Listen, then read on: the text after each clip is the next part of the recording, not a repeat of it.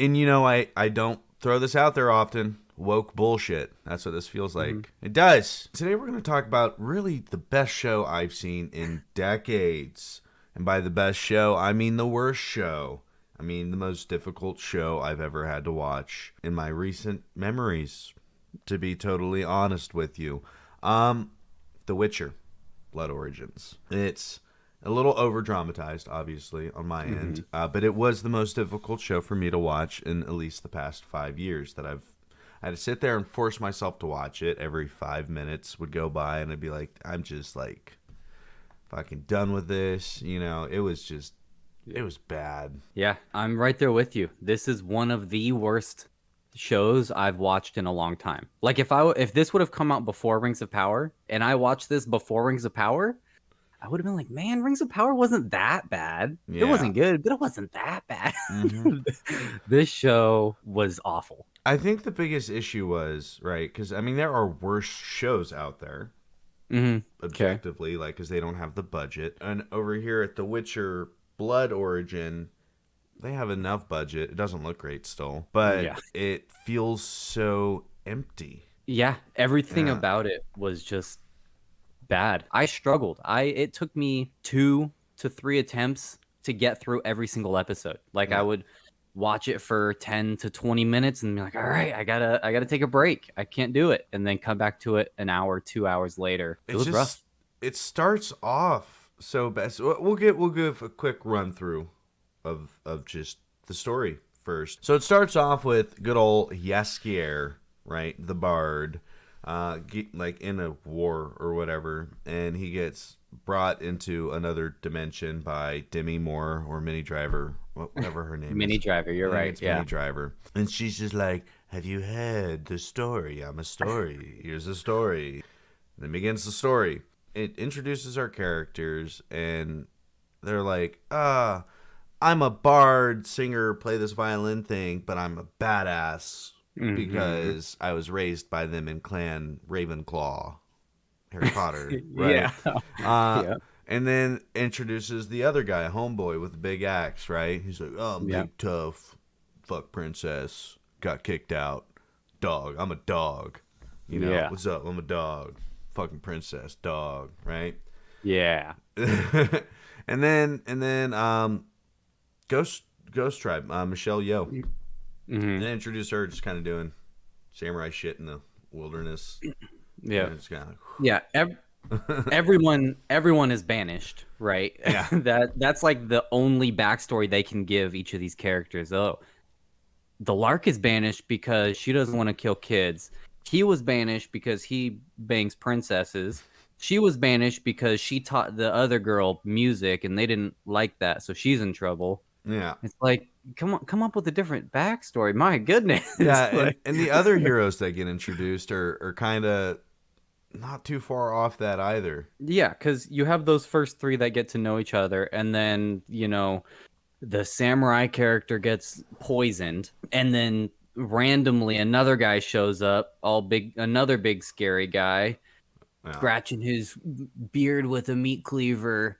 Like, oh, I like stories, and I feel like you're gonna be the main character of a story. Like it was insane. It was so That bad. was so cliched, by the way. By When the when he way. said that shit, I was just like, Yeah. dude, Like, no. really?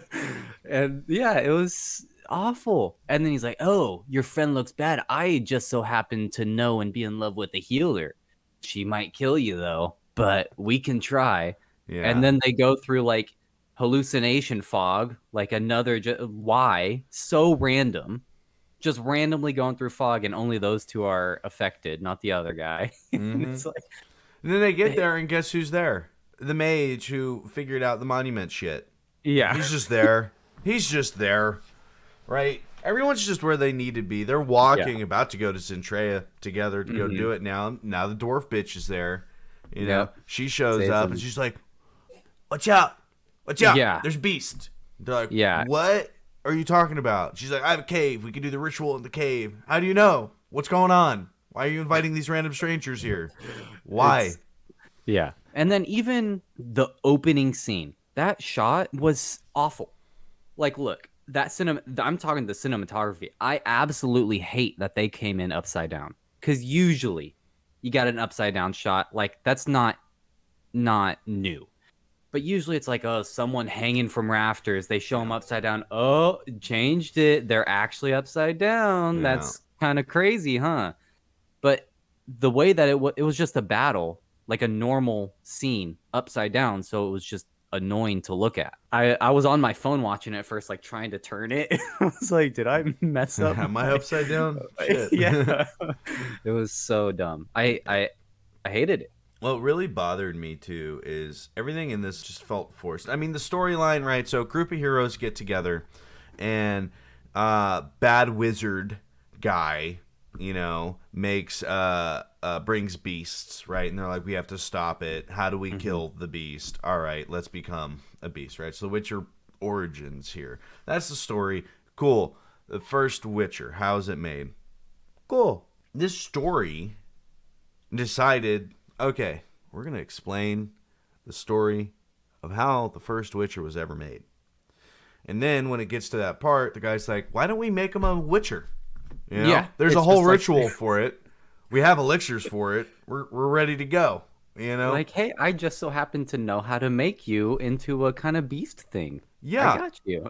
Oh, wait, dude, if we put his heart in your heart with these elixirs, I just know, you'll be fine. It might kill you, because it's very deadly, and I've tried this before, which means this isn't the first Witcher attempt. It's not. It's like, did we forget what the story's supposed to be? And Like- might I say, the premise, I like it. It's a good premise, right? For the whole thing. It's like, yeah, the origin of the Witcher, cool. The conjuncture of the spears, awesome. They've been talking about it in The Witcher season 1 and 2. I don't know what it is. That's cool. Let's see it. Let's see where all these monsters come from. But the execution was just awful. Yeah. Just terrible. My biggest issue with it, honestly, is the fact that for The Witcher, they just had the knowledge on how to make a Witcher. They didn't have to go find some hidden text from thousands of years, or even just figure it out off the cuff, and go through 80 people until you get it. It's just they knew how to do it, and it just was like, dude, that's like a bad PlayStation 1 game I just played, And yeah, and I mean that's the whole show is them just kind of they don't know how to do something, so they just do it anyway. Like oh, we need someone in the whenever there's still 3 in the party. We need somebody to get hurt to create some sort of trouble, some sort of life-threatening thing. Yeah. Oh, let's just poison her. Okay, so what now? Let's have another guy come in and then he knows a healer and they come in at the perfect time and save. It's just everything's random to kind of stick it together. It makes no sense. This show is filled with Deus Ex Machina the whole way through. You have your just typical cliched bad guy. I was the great sage and they took that from me and I'm a lowborn, so I hate them and I am going to become better. Might I also say, it was absolutely hilarious. It caught me so off guard when his friend girl person started speaking sign language. I was like, whoa, what just happened? That caught me so off guard. Yeah. I liked that that addition there because it was you weren't expecting it at all. Yeah. And B, okay, how did she learn sign language? Does he And know he sign knows it. language? Well, yeah. Is sign language now a language in The Witcher?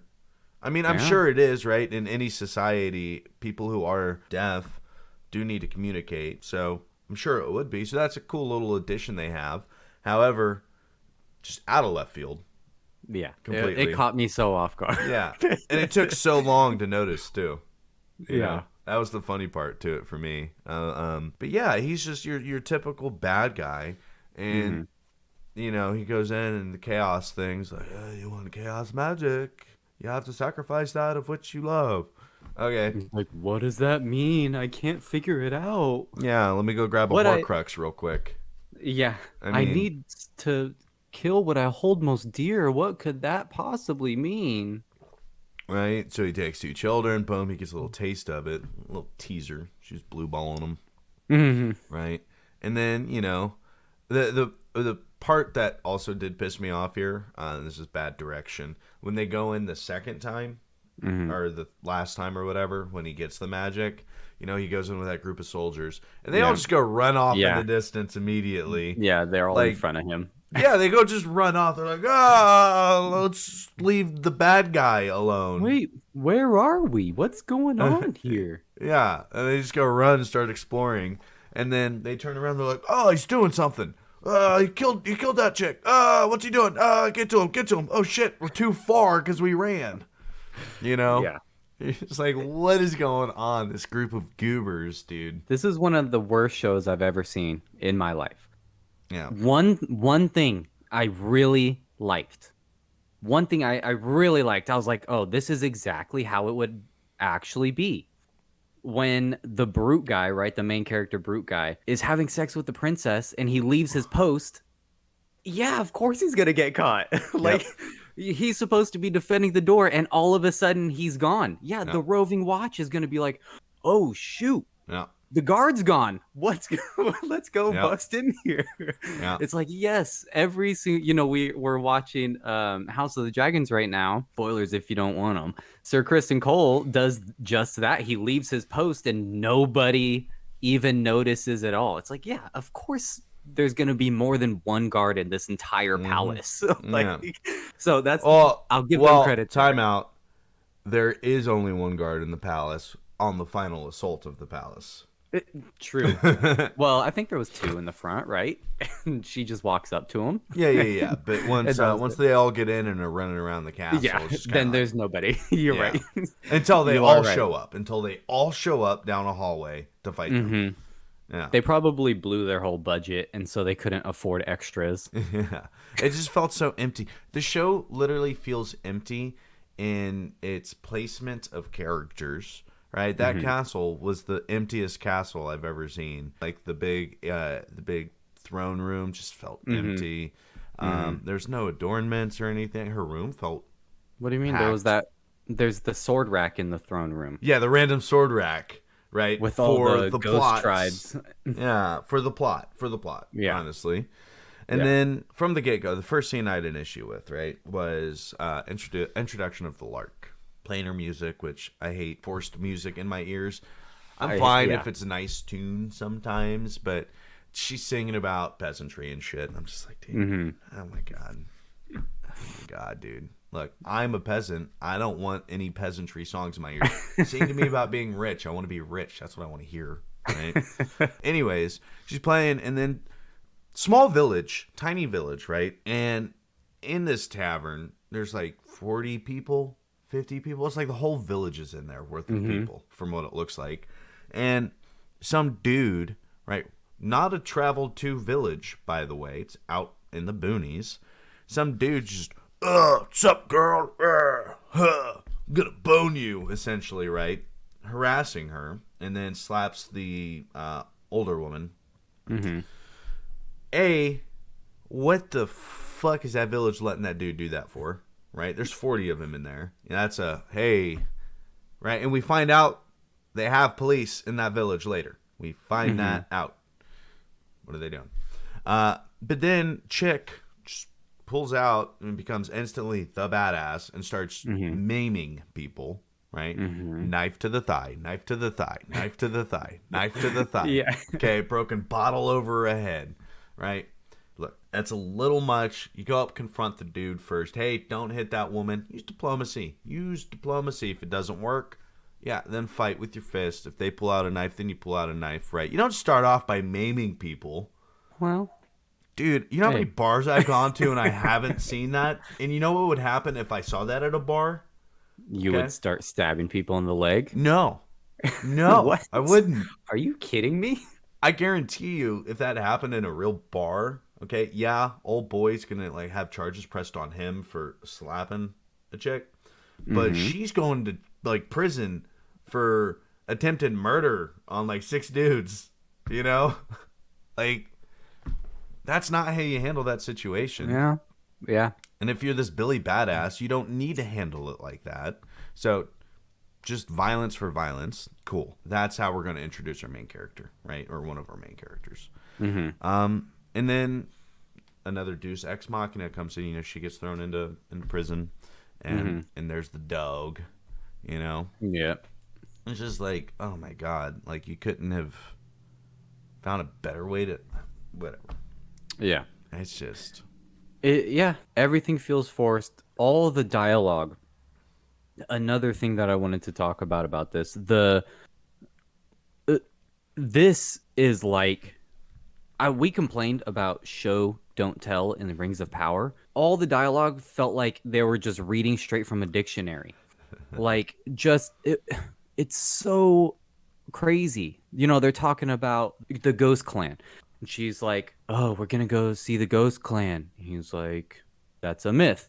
"No, it's not. My teacher, she was from the Ghost Clan, and she's the last of her kind, and she's here to seek revenge for that, and I'm responsible for her exile," and on and on and on and on. And he's like, "But why?" "Because she was my teacher, and we need her to help us because she's this great." Every single explanation was just asking a very small question and then this huge long response of just details and description that it was just dictionary reading. It was awful. and then like Michelle Yeoh's character, the ghost chick, you know, she goes and like they try to set up some crazy, oh, she's gonna betray her friends angle, which Obviously, we know like that's is not going to happen because Yeah. this is a Netflix show on The Witcher, which the power of friendship seems to be coming into it. I mean, this is feeling kind of like an anime a little bit. The show was like a bad anime where the power of friendship will overcome it all, you know? And it's just shitty dialogue and over the top sequences, like when he was taking the fucking elixir, it just you